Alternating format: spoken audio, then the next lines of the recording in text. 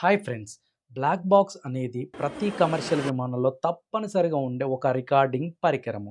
ఇది విమాన ప్రయాణంలో జరిగే ముఖ్యమైన సాంకేతిక సమాచారము మరియు శబ్దాలను భద్రపరుస్తుంది. ఈ బ్లాక్ బాక్స్ నారింజ రంగులో ఉండి ప్రమాదాలను తట్టుకునేలా తయారవుతుంది. ప్రతి విమానంలో 2 రకాల బ్లాక్ బాక్సులు ఉంటాయి. అవే flight data recorder black box మరియు cockpit voice recorder black box.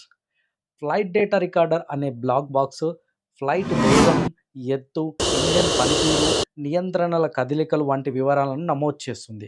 Cockpit voice recorder అనే బ్లాక్ బాక్స్ పైలట్లు మాట్లాడిన మాటలు, రేడియో కమ్యూనికేషన్లు, ఇతర శబ్దాలను రికార్డు చేస్తుంది.